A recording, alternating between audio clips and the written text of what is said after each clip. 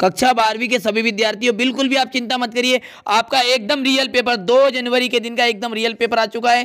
Paper को आप ध्यान से देखिए। पहले तो पेपर आपका कुछ इस तरह का रहेगा, बिना किसी देरी के हम जल्दी से पूरे पेपर के 19 प्रश्नों का सोच लेते हैं। देखिए सबसे पहला प्रश्न देखेंगे, थोड़ा सा बड़ा कर लेंगे ताकि कोई कठिनाई ना होगी आपको देखने में। देखिए थोड़ा सा मैं इसे भी करके बता देता हूं। यांत्रिक ऊर्जा को विद्युत ऊर्जा में बदलने की युक्ति है एसी डायनेमो। टीवी नेटवर्क में प्रयुक्त तरंगे अल्ट्रा उच्च आवृत्ति की तरंगे है। एलसी का मात्रक है तो सेकेंड है। धारा के चुंबकीय प्रभाव को सबसे पहले किसने देखा था? ऑस्टेड ने देखा था। किसी परिपथ में धारा का मापन करने के लिए क्या लगाते? तो आमीटर लगाते हैं। ओमी प्रतिरोध है तांबे का तार। और विद्युत सेल जो स्रोत हो जाएगा विद्युत ऊर्जा का।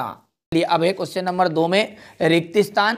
आदर्श प्रेरकत्व का ओमी प्रतिरोध कितना होता है? तो 0 होता है। संट का उपयोग धारा मापी की क्या रिक्त स्थान कम हो जाती है तो सुग्राहिता कम हो जाती है। दिष्ट धारा की आवृत्ति 0 होती है।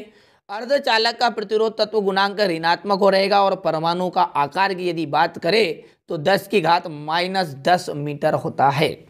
टेस्ला का मात्रक, टेस्ला का, ठीक है, तो टेस्ला का मात्रक हो गया आपका चुंबकीय क्षेत्र का मात्रक है। ठीक है, ये टेस्ला जो है चुंबकीय क्षेत्र का मात्रक है। चलिए अब है जोड़ी।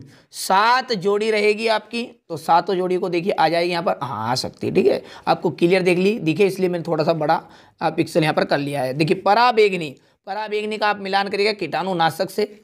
स्नेल के नियम की यदि बात करें तो शुद्ध अर्धचालक। ठीक है, यहाँ पर देखिए स्नेल का नियम का मिलान करेगा प्रकाश का अपवर्तन। सिलिकॉन शुद्ध अर्धचालक। लेंस की क्षमता P = 1/f मीटर में, यानी फोकस दूरी किसमें मापना है? मीटर में। और लेंस की क्षमता का आपका परिभाषा भी आपको जानते होंगे कि फोकस दूरी का व्युत्क्रम ही क्या कहलाता है? मीटर में मापी गई फोकस दूरी का व्युत्क्रम लेंस की क्षमता कहलाती है, उसी से यह बनाया गया है। इलेक्ट्रॉन वोल्ट, इलेक्ट्रॉन वोल्ट का ऊर्जा का मात्रक है। रेडियो तरंगे की बात करें तो 2 लित्र विद्युत परिपथ। ठीक है, दृश्य तरंगों की तरंग दैर्घ्य परास लिखिए तो होती है 3900 एम्पियर से 7800 एम्पियर तक। चोक कुंडली की क्रियाविधि कौन सी घटना पर आधारित है? तो स्वप्रेरण पर आधारित होती है। चुंबकीय क्षेत्र का विमी सूत्र यहां पर लिख दिया है। लेंस की क्षमता का मात्रक डायोप्टर हो गया है। धातुओं के लिए ऊर्जा अंतराल का मान 0 रहता है। धारा मापी को वोल्ट मीटर में कैसे परिवर्तित करते हैं? तो श्रेणी क्रम में उच्च प्रतिरोध जोड़कर। कौन सा लेंस अपसारी लेंस कहलाएगा? तो अवतल लेंस अपसारी लेंस के अंतर्गत आता है। अब 2 नंबर के क्वेश्चन आंसर क्वेश्चन नंबर 5 से आपके शुरू हो गए हैं, अच्छे से कवर करिएगा। 2 जनवरी के दिन यही पेपर आप में आपको आने वाले हैं। ठीक है, भरोसा रखिएगा, विश्वास रखिएगा। ठीक है, एकदम रियल पेपर, पूरी जानकारी लेकर ही यहाँ पर आपको पेपर दिया जा रहा है। ठीक है, तो प्रकाश विद्युत प्रभाव में देहली आवृत्ति से क्या तात्पर्य है? प्रकाश विद्युत प्रभाव क्या है? ओम के नियम की 2 सीमाएं बतानी है। किरचॉफ की वोल्टेता का नियम आपको लिखना है। थोड़ा सा मैं छोटा कर दूं यहां पर। ठीक है, इसके बाद में चुंबकीय आघूर्ण का मात्रक एवं विमी सूत्र लिखना है। 2 चुंबकीय बल रेखाएं एक दूसरे को नहीं काटती है, क्यों? एकांक 1 कूलाम आवेश को परिभाषित करना है। विद्युत क्षेत्र की दिशा से क्या अभिप्राय? लंबन किसे कहते हैं? और लेंस में को पानी में डुबाने से पर उसकी फोकस दूरी पर क्या प्रभाव पड़ेगा?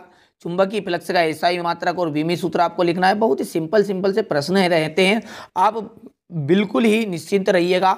ठीक है, आपको वार्षिक परीक्षा का भी, ठीक है, ये तो अर्धवार्षिक का है लेकिन वार्षिक परीक्षा तक की जवाबदारी हमारी है। ठीक है, आपको एकदम रियल पेपर दिया जाएगा, वो भी फ्री, किसी को 1 रुपया शुल्क नहीं देना है और देना भी मत। ठीक है, एकदम फ्री में जब चीज़ मिलेगी आपको तो आप कोई शुल्क देने की जरूरत नहीं है।